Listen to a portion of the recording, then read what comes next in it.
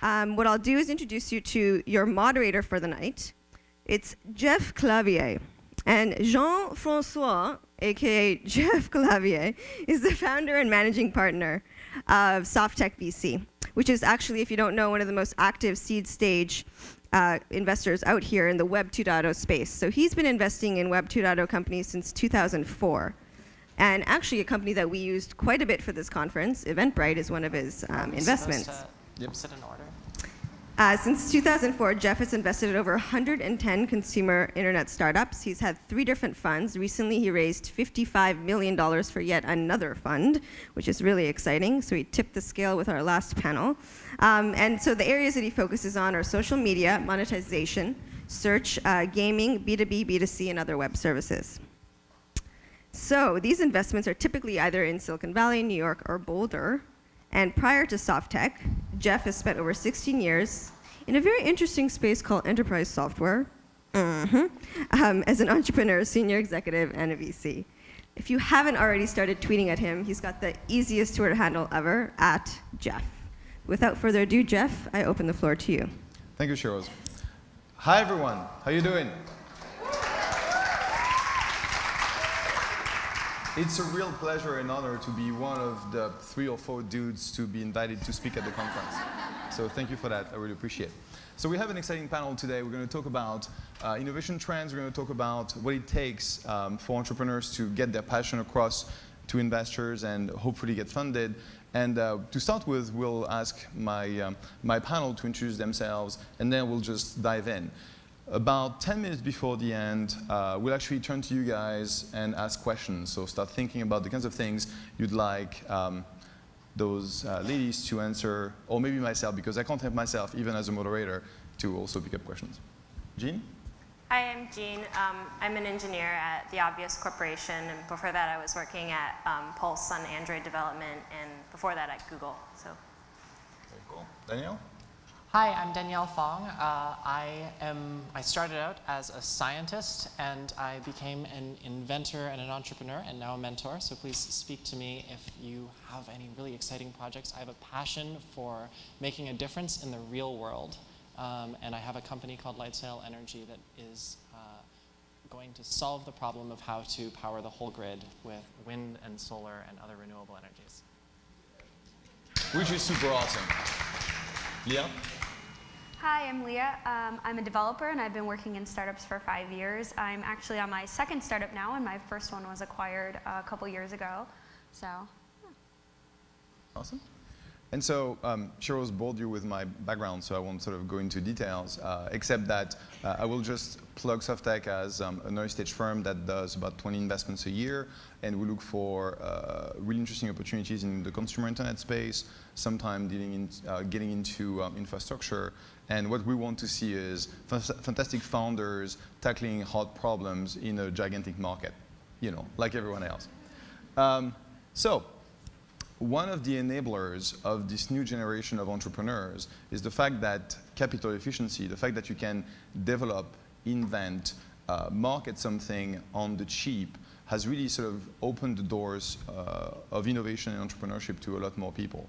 When I started in this business in 2000, 11 years ago, it used to take $5 million to just get started. 5 years later, when I launched Softtech, it was 500K, and now for 100K you can actually get going. And so I'd love to sort of talk about a little bit about this innovation ecosystem that exists now as a first question with you guys. And Leah, why don't we sort of start with you, since you did a couple of startups recently. What have you seen change over, between the first startup and the second startup? What has enabled you to do Y Combinator? So what's sort of for you? I think when we did our first startup in 2007, I developed the whole site from scratch, and I built it using the Django web framework, which is a Python web framework, and it was not very well known at the time. And it was kind of new, and Ruby on Rails, another web framework, was also fairly new, and this whole concept of a web framework and an open source web framework that anyone can use for free to quickly build websites was sort of a new concept. And nowadays, that's just considered, standard. If you were going to build a web service now, it would be almost foolish not to build it on a web framework. So I guess I've just seen, at least in the software development side of things, going from sort of, a couple open source tools that you can use for free. To almost every part of your infrastructure, there is some open source tool that can do a lot of the work for you for no money at all. And you can use S3, C2 at the very, very cheap as well. So yeah, so hosting has also gone from being super expensive or having to run it yourself, which is a huge pain, like having a server in a room that you're running yourself. And actually, our first startup, Pouts, we had a server in a room with a guy that ran it, and we paid for that physical machine. To nowadays, you can get apps you can host things for free. So Jean, you were at Google. Obviously, at Google, you have this gigantic infrastructure that is available to you. When you moved then to Pulse and then to Obvious, what have you seen in terms of changes, in terms of opportunities, in terms of limitations maybe? Sure. I mean, definitely at Google, they build a lot of things in-house, and they have a lot of infrastructure set up to make things easier and more powerful. But like at Pulse, I worked pretty much completely on mobile, and so everything basically happens on the client side, so that wasn't as much of an issue. At Obvious now, we're definitely, the same thing as what Leah mentioned, is like we're using all these web frameworks, and I just started learning JavaScript like 2 months ago, but now I'm like prototyping all these things, and there's so much out there. Like, it's not so much about learning JavaScript, but just figuring out what libraries are commonly used and supported, and just sort of plugging them together. And yeah, there's so much infrastructure out there that you can use for free that's open sourced.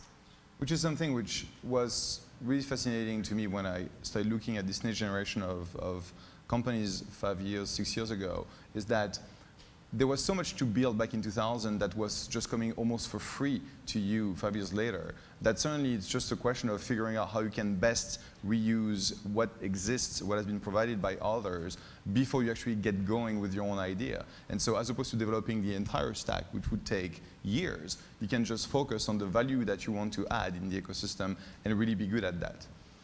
The one thing that we're going to talk about is how this capital efficiency also exists in the world of energy. And when we did this prep call with Danielle, she explained to us that she was actually able to do sort of what we described in the software world in the energy world. So why don't you tell us about this? Okay, so when I started out in my career in energy, I was a lowly grad student in the effort to build a fusion reactor. This is harnessing the power of nuclear fusion in the sun. And the major project that was at the core of it was going to be $14 billion. That's actually doubled in price and actually moved forward by, it would start up, the goal has been increasing by more than 1 year per year for every year I've been, since I started graduate school. And I left graduate school when I realized that this sort of wasn't the right approach. The wrong sort of things were getting funded, and it was a really political landscape. So big science didn't work there. And it's a longer story, but we managed to develop a prototype on less than $100,000, which demonstrated not the whole technology for what we were doing, an energy storage system that uses compressed air instead of an electrochemical reaction like a battery to store energy. But it showed significant parts of it, and it showed that we could do something. And from that, we were able to raise our first bit of money. And we iterated on a bunch of different ideas, and we iterated on a bunch of different markets. And then we targeted an off-the-shelf system, actually an off-the-shelf natural gas compressor, which we converted to show the next proof points. And that took about $6 million, and we've done that. And so now we're moving to the next phase, where we're tapping into the existing engine infrastructure to build the car engines and the stationary engines that power the electrical grid today. And we're just basically basing ourselves off of that, and we're outsourcing 90% of our manufacturing to this infrastructure, but we're rearranging it so that we can achieve a very high efficiency and a very low cost for energy storage compared to batteries. And that will take an additional $20 million. But at each step, we show that a lot of the risk is taken out. And since the market is absolutely enormous and we haven't really missed milestones or budget goals, people get more and more confidence. And so we're actually able to dramatically increase the rate at which we can iterate and reduce the cost of innovation, from the now $30 billion in the fusion reactor to a much more manageable amount of money that we can get from private investors. So when I talked about a really, really hard problem to tackle, awesome, thank you. So I actually geeked out on this energy. I was fascinated to discover that the software capital efficiency that I've seen replicated a couple of times in the hardware world. We invested in Fitbit back in 2008, and we've sort of really leveraged that curve of capital efficiency in the hardware world. But the fact that you can think about storing energy and do that and prove that on a cool, what, $40 million roughly to date?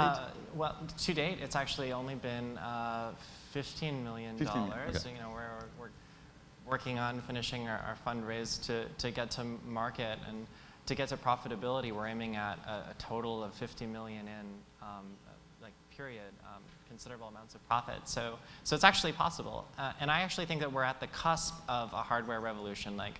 There's no Ruby on Rails for hardware now, but there's sort of becoming that. There's an infrastructure to do electronics. There's CNC machines. You can go to tech shop now in Silicon Valley or San Francisco, and you can just use the machines to build things today. And it's a very inexpensive membership to get your first prototypes out. You can do it basically like in an internet startup. Most of the cost is your cost of living today, and it's starting to be that way with hardware, and that's really exciting. It's about hardware will cost you about what it costs for you to live. So it's like another person. So you can actually get there. And it's really exciting because there are huge opportunities in pretty much every industry that touches the physical world, where people haven't been able to innovate in it so far, but now you can, and you can have immense increases in efficiency. So for you thinking about your next idea, think hardware, open source hardware, it's possible. Leah, let's talk about so we talked about the technology infrastructure. Let's talk about distribution channels and how the landscape of the social networks, whether it's Twitter, Facebook, and so on and so forth, has really sort of enabled you to access hundreds of millions of users, where your startup would have spent 10 years sort of getting to 10% or 1% of that reach in the past. Can you sort of talk about that a little bit? Yeah, that's definitely an interesting topic, and it's something that's been pretty hot for the past couple years, is how to access social media to do sort of viral marketing or to spread your product through word of mouth.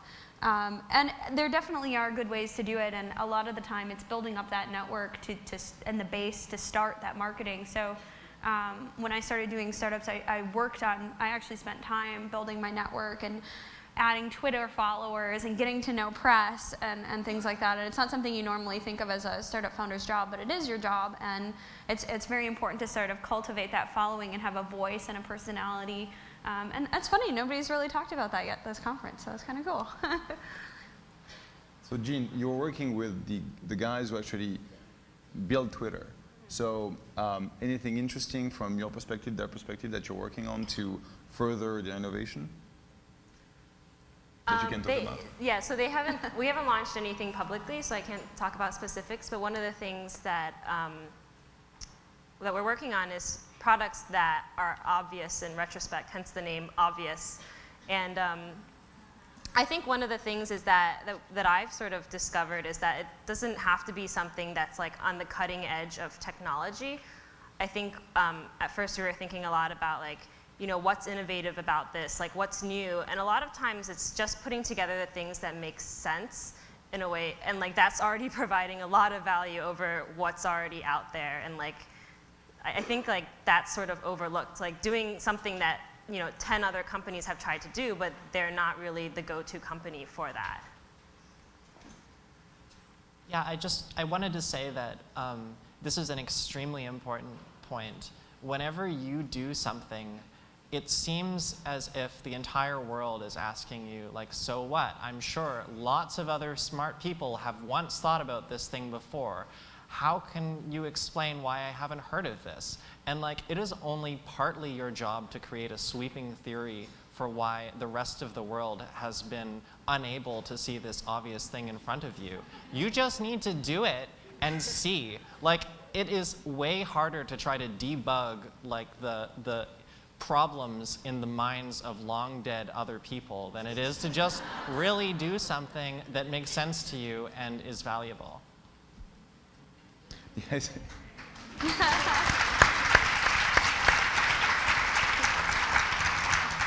That's an OH. One of the things that we always look at in the pitches that we receive is what is sort of the value that is being created to the first-time user. Is there an experience where if I was the only user in the world that was using or leveraging that system, I would still get value, and then you add the network effects and you get extra value. And what we say is the utility drives the adoption, the community drives the retention. And that's a model that works really well for a lot of consumer startups. Doesn't always work for other types of systems. Danielle, you're prime for that question.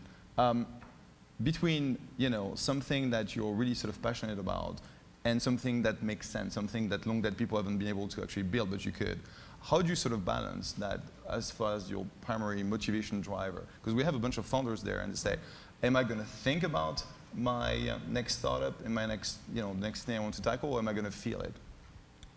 Well, I think you'll have to both think and feel about something that you put a lot of effort into.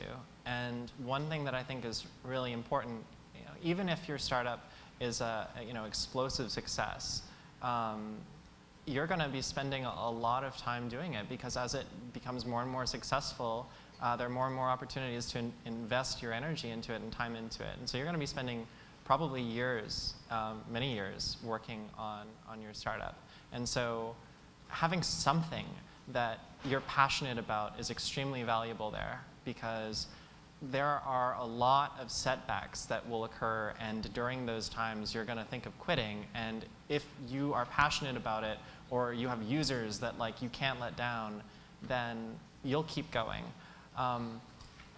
Something that's really important, or that was really important in my career, was I knew I wanted to solve the energy problem or be a major player in solving it.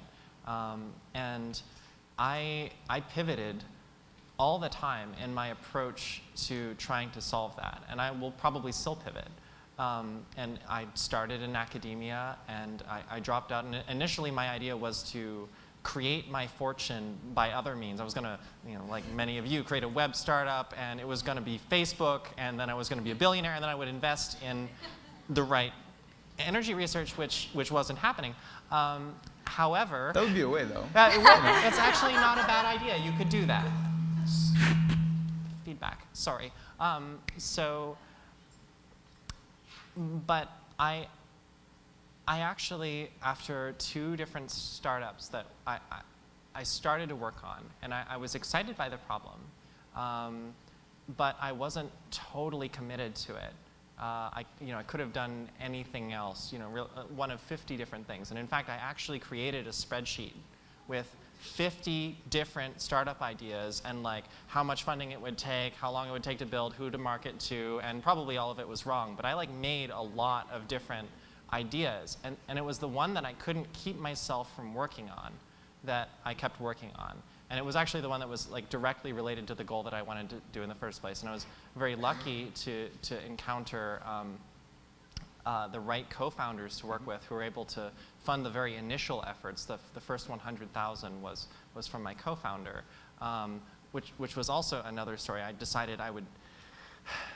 Let's maybe ask you. Sure. Yeah. At any rate, I think that you have to let the idea pull you, or the opportunity pull you, and you can't just be pushed by a fad. At least that's my approach, and it's worked very well for me. Yeah, we talked about this on the phone. I agree. Fads sort of come and go, but I think that what you'll find with a lot of startup founders and a lot of very successful startup founders is that they're very passionate about a certain space. For myself, it's communication and chat and very like fast communication. Pounce was a microblogging site, which is my first startup, and then I did a group chat site, and now I do chat for businesses. So sort of all in the same space, and it also is Obvious Corporation. Ev Williams did Blogger, then did Twitter, like very much in the same space. So there's very much like, it's really nice to be able to take the experiences that you've learned over the years and sort of be able to apply them to sort of what's going on now, like what's hot now. And a lot of having a very successful product is just waiting for the right time. Sometimes it's a little bit of luck as well. So you want to wait till, you know, the right things are in place for your sort of passion to sort of take off. It's true that we've seen a number of startups essentially build, you know, or try and build, you know, Twitter or Facebook before their time.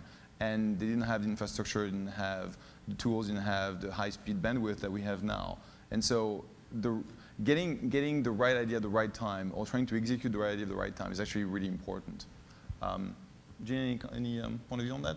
Yeah, I guess the thing about fads was I used to work in doing like Android development full time, and one of the things you see with, you know, when there's like a new platform or like the iPad came out, is there's this huge rush to like, oh, I need to be a part of that, and like how can I use these new like features that are available, you know, in like iOS or, you know, whatever the new version, and like there's not a lot of lasting products that come out of that. I think, like, I mean, if it's something where you've been thinking about it for a while and then you're ready when that opportunity does show up, then I think that makes more sense. But just to follow the fad because it's there and you feel like you need to be a part of it, I think is not really the right approach.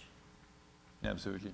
And the issue, when we see roughly 2,000 to 3,000 plans a year, and there's a lot of Me Too's or ideas which are not sort of big enough or meaty enough to build a sustainable long-term company. And you know, if you look at Facebook, if you look at Zynga, if you look at Twitter, those are sort of long-term, you know, some will figure out their business models, some will essentially scale the business models, but there's this sense that they can actually really occupy their ecosystem and build something really important. And unfortunately, not everyone sort of has that big idea that sometimes they don't want to try and have because they think it's too risky, and by having something maybe more modest, it might be less risky. But actually, it's as hard to build very big, ambitious startups like Danielle's than building, you know, a vertical version of, you know, name your own fad.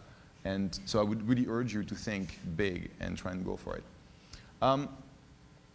Before we get to questions, anything exciting new in terms of new trends, new emerging, you know, technology, or things that are just at the cusp of becoming mainstream that you guys would like to leverage? Yeah? Oh, well, something I'm working on that I'm very excited about is our current product is an IRC server for businesses, which doesn't mean a lot unless you know what IRC is. And IRC is a protocol for chat. So it's a group chat protocol. So basically, we just provide group chat. But what we do is we provide it as a service. And the reason we went with using the IRC protocol is because there are already apps written for every single device for IRC. And this is actually a huge trend right now. People are like, should I pick writing something for iPhone? Should I build something for Android? Should I build something for the web? I'm like, I'm not going to build any of those. I'm going to build something on a platform where you can access our product from your iPad and your Android device and your Linux machine, right? So that's something I think is really cool and something that I've wanted to tap into. It's just the diversity of platforms out there. Jean?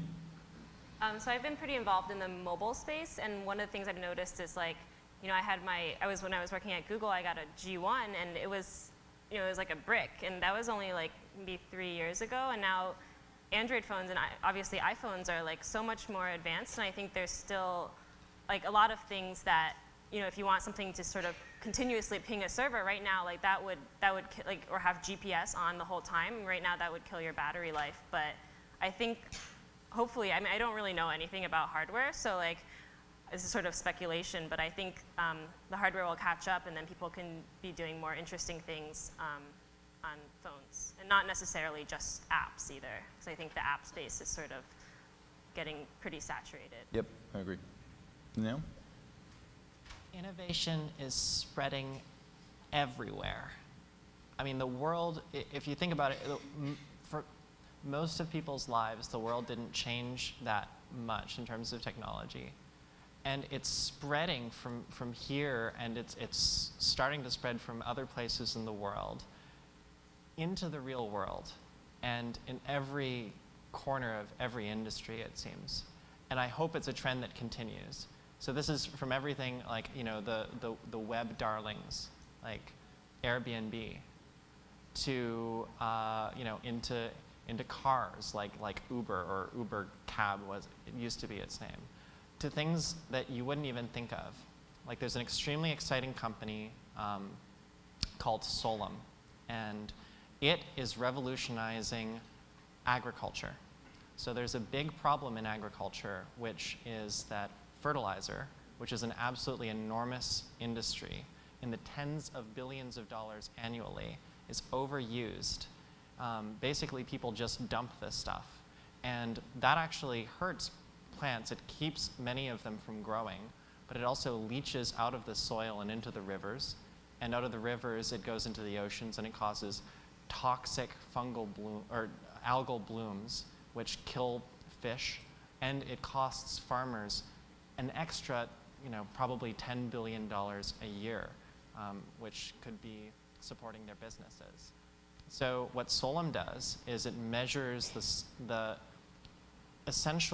contents of the essential minerals that the fertilizer would put in the soil. So you can put exactly the right amount of each of the minerals for your crop into the soil at that location, which saves farmers money, and it saves the environment.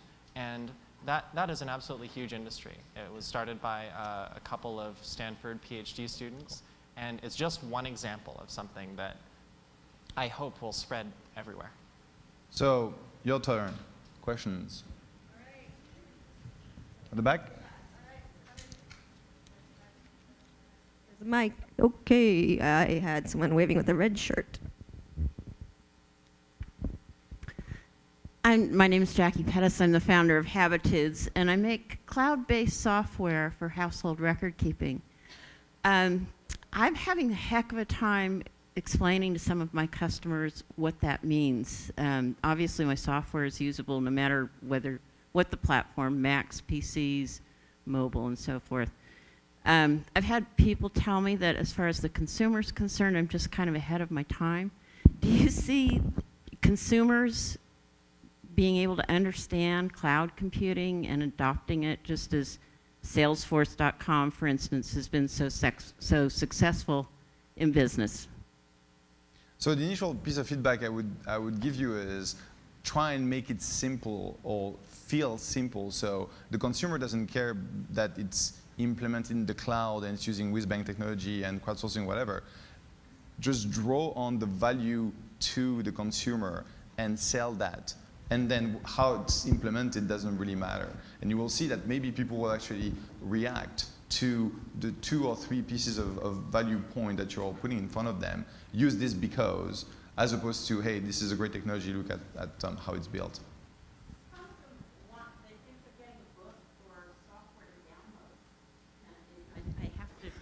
Then just explain. I have some customers calling and asking where their book is, or where their CD is, or where they can download it. And I don't know quite how to explain to them that there isn't a book or a CD or a download. Well, you could try. It's magic, but it doesn't really work. I mean, Next question. Good. Next, do we see an arm on the left? Oh, that's so bad. I saw her arm first. You need 2 mics. Yeah, I don't know where the second one is. I have one here. Wait, Where's the second? Was it? Is that your hand? I think I saw your hand. Hi, I'm Melanie. I'm the co-founder of an equity-based crowdfunding platform called Motavi. And so my question for you is, you're talking a lot about emerging sort of hardware in different areas where startups are becoming, it's more possible to do it from a startup perspective. You were just talking about the Internet of Things, and out of these different emerging areas, which one do you think is going to be sort of, maybe if I was going to list mobile health care devices, life science companies, Internet of Things, of the things you've listed, which one do you think not just is going to be the one where there's the most advancement, but the one where we're going to see the next most number of successful startups that are able to build their businesses and grow? Wow, that's an absolutely enormous question. There are Give a short answer. there are more possibilities than I can fit in my head. Okay, we're talking about the innovation in the real world, which is all of like technological progress and civilization. I can pick out particular examples of things which I think are ripe for disruption. I almost think it's the wrong question to ask. If you're thinking of founding your own company and want to build something and you want to pick an area that you think is going to be a success in the next couple years, pick something you're passionate about, because you will have to work on it for the next couple years, right? So I think it's more important that you pick something that is aligned with your interests, your expertise, your passion, and get really immersed in that area and in that vertical and see where it is going. Because once you start doing the research and you start spending a lot of time thinking about it, you will see the future of that area. Because I think all the sectors you've mentioned can support multi-billion-dollar companies. It's just a question of what is the value, how do you drive it? You know, when we started the Fitbit, it was essentially the wireless podometer, and now we have massive distribution and we're thinking about other devices, but also how all those sensors that we have now out there can be brought and create sort of a personal data platform that gives you a sense of who you are, what you do, what you consume, how much you eat and work and so on and so forth.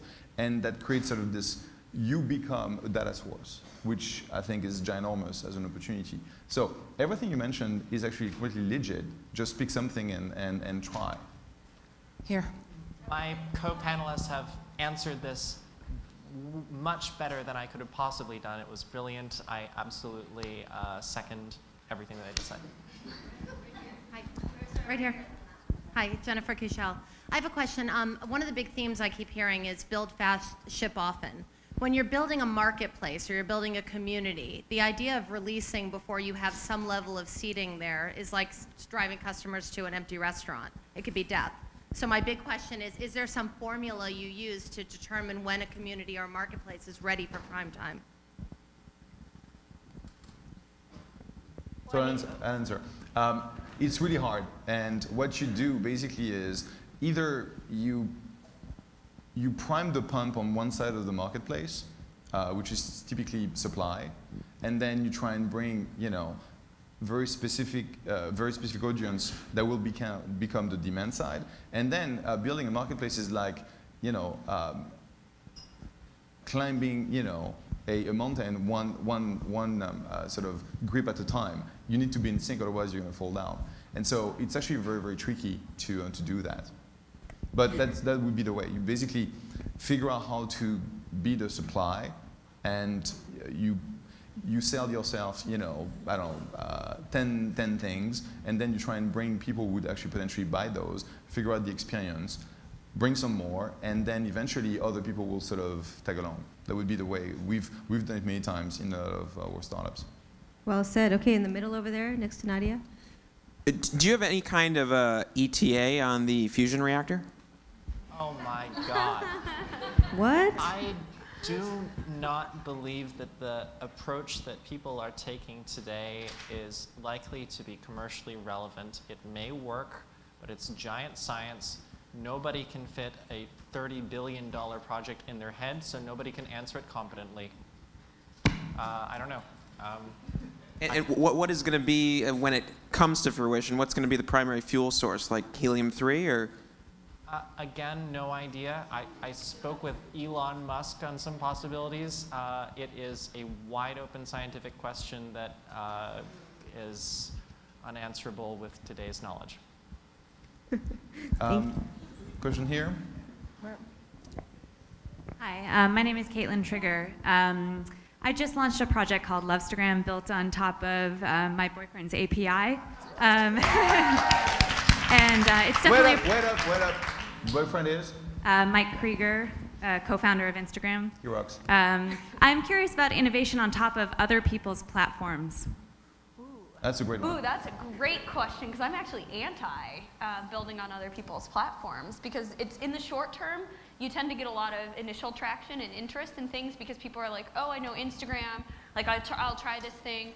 But you end up not having a sustainable network of your own, and the value of your users is much less than if you had built a network yourself. So it's a perfectly legit thing to do, and it's a good short-term business. And a lot of these apps built on other platforms end up being acquired by the original platform. But if the original platform doesn't think you're interesting enough, it can be a real like stick in the mud later on, or you might have to expand to have your own network and things like that. So. What was that? So I think if acquisition is not an option, it's okay to have side projects. So I think it's tricky because on one side, if you look at distribution, absolutely using Facebook and Twitter as a distribution channel, awesome. The problem is building your business on top of something which is sometimes loosely defined. I would sort of point you back to the Twitter ecosystem as it used to look a few years ago, which was twitter.com and a set of APIs. And a bunch of people sort of built up, including some of our companies, on top of that. And suddenly Twitter said, well, we actually need the clients and this and that and the other. And suddenly there was an entire subset of the ecosystem which got essentially wiped out. So there is always a risk. Obviously, you have access to privileged information, I guess. But I mean, joking aside, it's an interesting question, especially with developing platforms. The first movers can really build something interesting, but it's always very risky. You have to really watch out. One last question. Here we go. Thank you. My name is Ann Kramer. I'm co-founder of Touchpoint Dashboard. My question is around this idea of disruption and how you recommend dealing with the sort of fatigue around having to change, having to adapt, having to have one more network, one more social app, one more this, one more that. Disruption is exciting, and it's really fun to think about the future, but it's also really hard to drag everyone along. And we're in Silicon Valley, where it's probably easier and rarefied air and all of that. But what about, what are your thoughts on kind of the back end of disruption? I mean, any of you? I'll try to answer. If you guys have really good points, jump in. Disruption is really hard, and you don't want to say that. I mean, you don't want to say we have a disruptive technology to entrenched businesses. They don't like it at all. But oftentimes there's disruption that comes from somewhere else, or disruption that entrenched interests fear. And you can play that to your advantage. So in the energy industry, there are constantly disruptions, but they're not typically technological, though sometimes they are. They're often geopolitical. And if you can somehow provide value to, not as something small, but as a tool to protect entrenched interests from something really big, you can disrupt a very large industry. That isn't a grand theory of disruption everywhere, but it's a theory of how to deal with entrenched interests. The other approach could be to embrace, leverage, and then disrupt by bringing people towards your side of the ecosystem from where they are. But like, for example, rebuilding from scratch your own social network would be really, really tricky. Not impossible today. But the way you would do that is you would, OAuth into all the existing networks, build value at your level, and then try and drag your users so that they don't really think about where they're coming from, but really based on the value you're creating, hang out where you are. We started back in September with putting together the application, with launching it, setting it up in Gust, having our 172 applicants from 12 different countries, 64 different states. And coming to this point where we had our finalists, I'm very sad to say one of our finalists couldn't join us. They were coming all the way from Dubai, and they had visa issues. So business productivity couldn't be here with us. But that was a 3-founder team with 2 females from the Middle East. And that personally touches me a lot. So we are making a difference in developing nations right here at home, all the way across the world. We are changing the ratio, and we are so excited to be a part of it, and we are so excited to have all of you here. This is absolutely amazing. When we sat down and first decided, okay, we're gonna make it 500 people and one whole day, look at you. You're 1,000 people, 1,000 strong from so many different sites, so many different places. It has just been an honor to see you all day today. I have had chills just looking out at this room full of amazing women and men, the men who we expect to be here, because you support us and we support you. So, without further ado, yes. So one other person who I'm not sure if he's in the room, Dave Kolchbeck, are you in the room? So these pitches that have happened were pretty good, right? 9 pretty darn good pitches. We're talking about teams who some of them have not raised $1.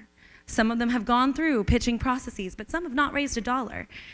To get them all to that level took the time and dedication of an amazing man, Dave Kolchbeck in the back, who just raised his hand, wave it around.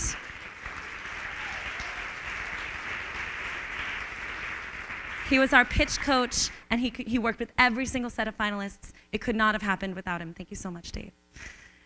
So I want to have all of my finalists stand up and walk up here.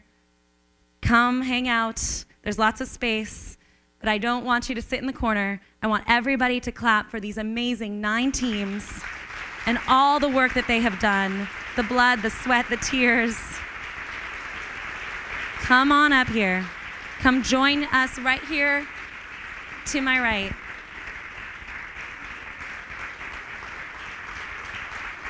These teams are taking on finance, they're taking on e-commerce, they're taking on the healthcare industry, they're taking on fashion, they're taking on beauty. They are spanning so many different areas that are so much more than the quote-unquote pink-collar startups. And we are so proud of them and so proud to see you represented today. So, okay, I've stalled long enough. Sorry, I'm enjoying my moment. No. So, we were so lucky to be able to crowdsource all of your experiences and have 2 of our awards come from you directly. So that was provided to us from Tropo.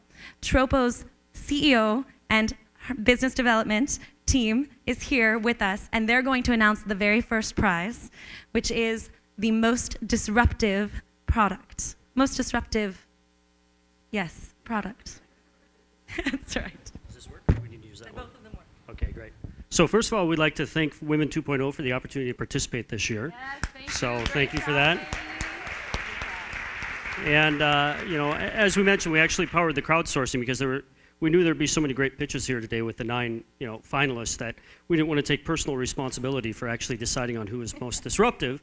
So we left it up to the crowd here to actually do that and drove that with the Tropo platform. So I handed it over to Christina to actually announce who was selected by you guys as the winner. Yes, so we put the app together, and you guys have decided that Perfect Beauty is the most disruptive company of today. Congratulations, ladies. You'll be receiving an extra cash award from Tropo. So yes, you will be, thank you so much, Christina and Jason. You guys will be receiving a cash prize from Tropo to help you. So, one more slide. Yeah. So the next one, the product most likely to change the world. We, again, crowdsourced this using the Tropo app. And Susan Nichols, you won with Doc Ponds.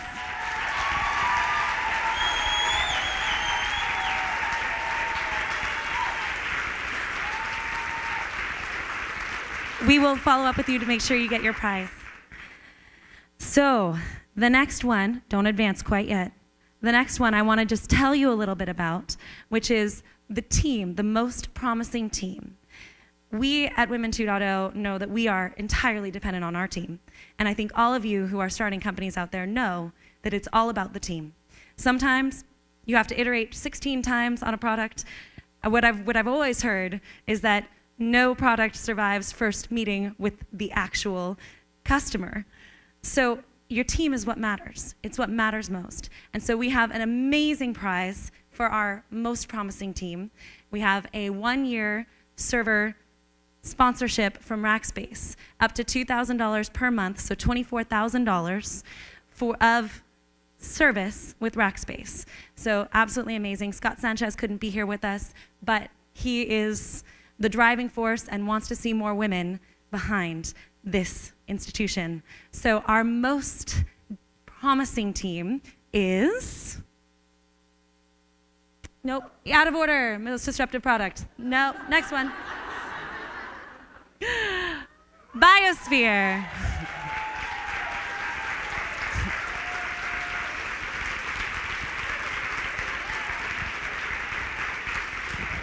Thank you guys so much. And now, the moment we've all been waiting for. Before I actually tell you what the prize is, I'm going to tell you about what these guys went through. So you saw all these judges up here today. Those judges had virtual checks. They had $1 million in their virtual piggy bank, and they could write a check for the company they most wanted to invest in. Now, mind you, a lot of these judges actually said to us, here's my card, have them follow up with me. So lots of these companies are going to get more opportunities to meet with investors. But these guys took out their virtual piggy banks, and they wrote out their checks, and it's who made the most money. So that's how we chose our overall. It wasn't what we chose as Women 2.0. We're here to facilitate. We're just offering a platform. It was how much money did those investors put into the company. And the prize, I'm going to let Shai talk all about it.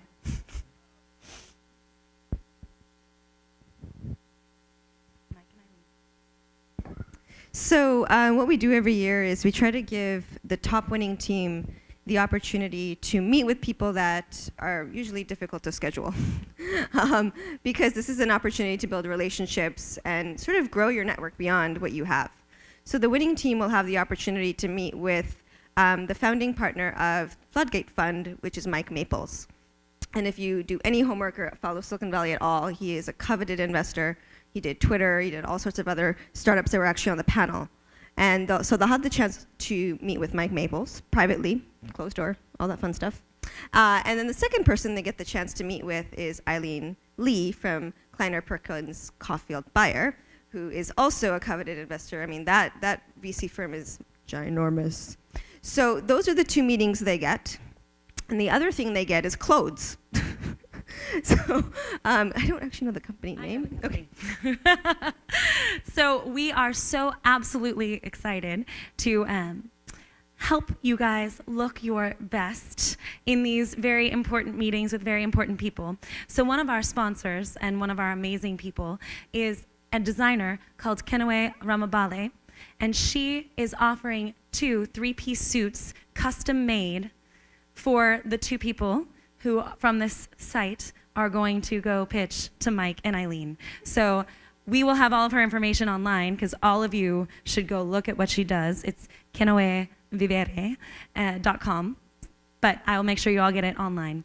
So 2 suits, 3 pieces, and 2 very important meetings for this company. So who is the company? Maestro, if you please. Tiny review. Oh, one back. Tiny review, Melissa Miranda and Dick Bauer. And Vince is standing over there. Should we invite them up on the stage for a photo? Yes. Can I please have each of my finalists who won an award, but the overall winners first, come on up here and take a picture with the team. Oh, goodness.